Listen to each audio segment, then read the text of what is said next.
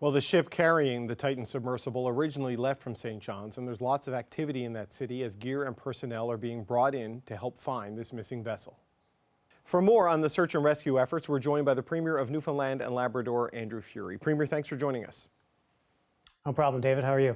Good, sir. I know that the search efforts are being led by national and international partners. What role is the province playing in assisting in these efforts? Sure. Well, of course, it's off our coast. So as Premier, I've reached out to the ambassador from the United States to Canada, Mr. Cohen. We've had multiple conversations with respect to what role Newfoundland and Labrador can play. I've equally had those conversations with the United Kingdom High Commissioner to Canada. I've spoken with her a few times now and offered whatever supports Newfoundland and Labrador has to offer, hard assets, soft assets.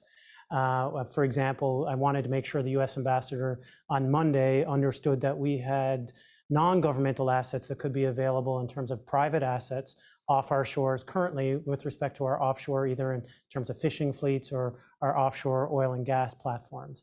So I think it was important that they understood that we had something to offer in terms of hard assets, but equally we wanted to be there to support them in the rescue mission, and to make sure that they understood that they had access to whatever was available on our shores at what we hope is a successful rescue mission. Right, and these sort of disasters at sea are an all too common story in Newfoundland and Labrador. I just wonder, what kind of role did you see maybe the fishing fleets and the offshore platforms playing in this, if required?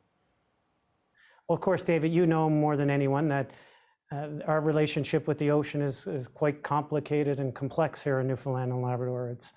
It's the essence of why we're all here. It's provided a source of employment. It's provided an engine for the economy, but it's also provided a source of tragedy over the years. And the tapestry that is Newfoundland and Labrador has patches of marine tragedy that has directly or indirectly impacted families throughout our province for generations.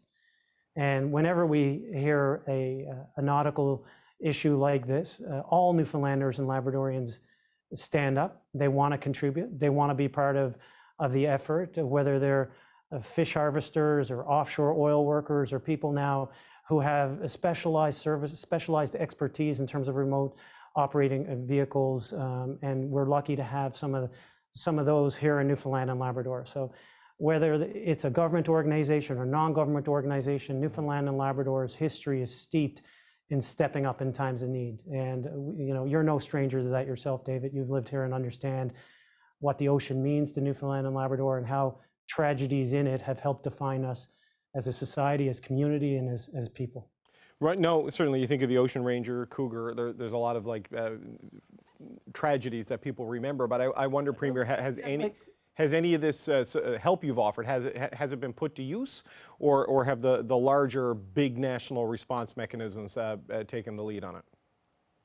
Well, certainly it's in international waters, so the U.S. Coast Guard is leading this, and rightfully so. But some of the private assets, for example, have been utilized in the response, and right now there's hardworking women and men from Newfoundland and Labrador out there assisting with the efforts. This is a multi-tiered approach in terms of government assets, quasi-government assets, and private assets. And I wanted to make sure that both countries understood that we were here to support them in any way. And by the way, that could be emotionally soft support for families and friends who are concerned, for people who are here on the ground trying to help, and to welcome what we hope is a successful rescue mission back to Newfoundland and Labrador. As you know, the port of call was St. John's for the vessel that left with the submersible on board. Right. So I want to knit a couple of things together there. You mentioned this is in international waters, which makes it a bit of a regulatory black hole in terms of safety regulations and control and responsibility. But St. John's is the port of call. That's where it's departed from. And over the years, we've seen a lot of thrill seekers, leave the waters off our province, trying to paddle across the Atlantic and do these sorts of things. Is there a role for some sort of governmental regulation for these sorts of expeditions, these sorts of thrill seeking?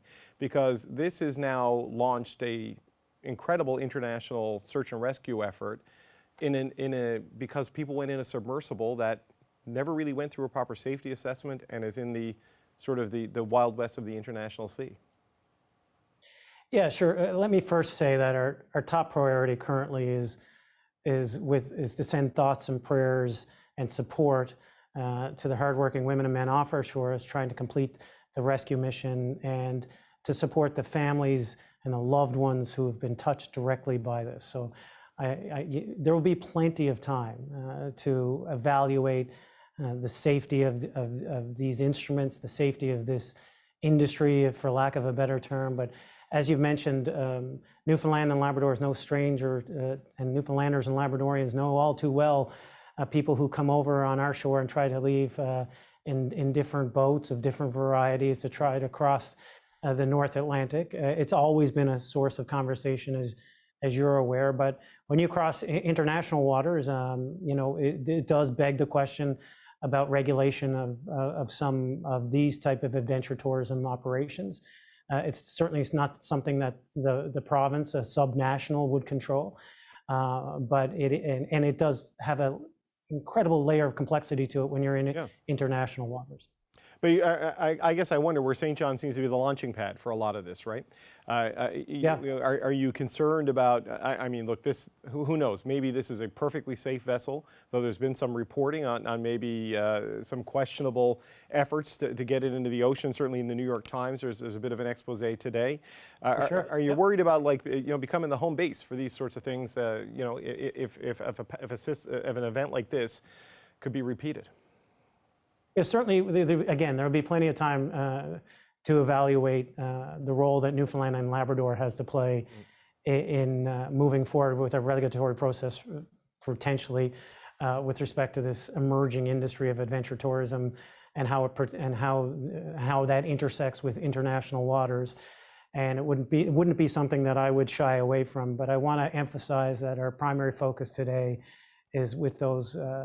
First of all, the souls on board, and with the families who are there who have to be in an incredible state of anxiety currently. No, certainly everybody hopes that they're found and they're safe and they're alive. Premier Andrew Furey, thanks so much for your time today.